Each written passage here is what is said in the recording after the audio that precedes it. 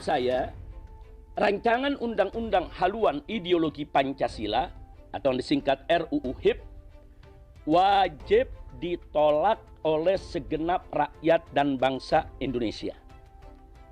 Kenapa? Sekurangnya ada 7 sebab yang ingin saya sampaikan pada kesempatan ini yang menjadi penyebab utama kita wajib menolak RUU HIP tersebut. Sebab pertama, bahwa haluan ideologi Pancasila sebenarnya pada hakikatnya sudah ada termaktub dalam Undang-Undang Dasar 1945.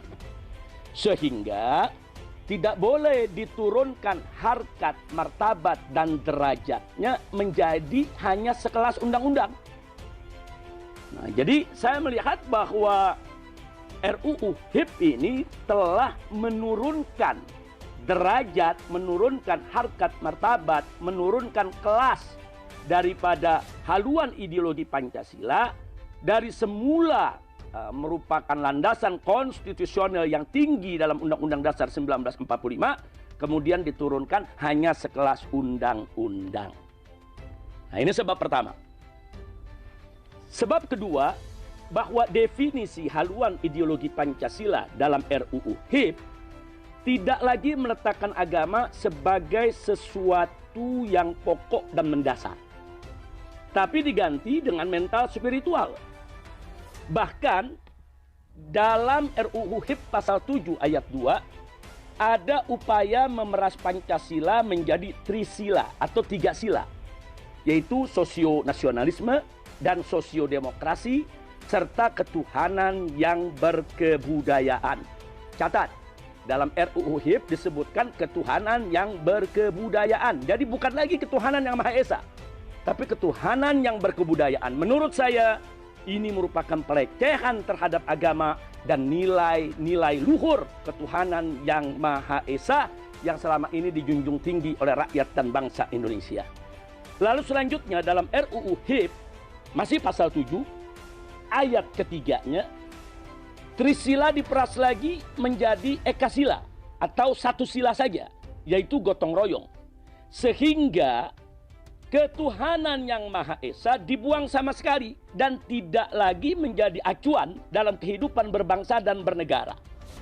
Walaupun di pasal-pasal lain seperti pasal 12 dan pasal 23 masih ada penyebutan agama, masih ada penyebutan Tuhan yang Maha Esa, tapi tidak lagi dalam posisi yang fundamental. Nah, hanya merupakan posisi yang formalitas. Nah, menurut saya ini lebih jelas lagi merupakan pelecehan terhadap agama dan nilai luhur ketuhanan yang Maha Esa. Padahal ada 2 hal, Babe Haikal, yang tidak boleh kita lupa. Ada 2 hal, semua ikhwan yang ikut gabung dalam dialog virtual via Zoom ini, ada 2 hal yang tidak boleh kita lupakan. Pertama, bahwa pembukaan Undang-Undang Dasar 1945 pada paragraf ketiga menyatakan kemerdekaan Indonesia dengan menyebut atas berkat rahmat Allah yang Maha Kuasa. Nah, berarti apa? Ini menunjukkan bahwa ruh agama sangat-sangat kental dalam pernyataan kemerdekaan Indonesia yang termaktub dalam landasan konstitusional Republik Indonesia. Hal yang kedua adalah bahwa pembukaan Undang-Undang Dasar 1945 pada paragraf yang keempat menyatakan, maka disusunlah negara Republik Indonesia yang berkedaulatan rakyat dengan berdasar kepada ketuhanan yang Maha Esa. Nah, setelah itu baru disebutkan sila-sila lain dalam Pancasila sebagai dasar negara Republik Indonesia. Ingat, Pancasila adalah dasar negara Republik Indonesia, bukan pilar.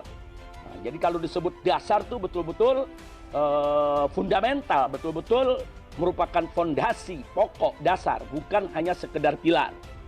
Nah, 2 hal ini menunjukkan bahwa sila ketuhanan yang Maha Esa sebagai sila pertama atau sila kepala dari sila-sila yang lain disebut lebih dulu sebagai landasan ideal Republik Indonesia.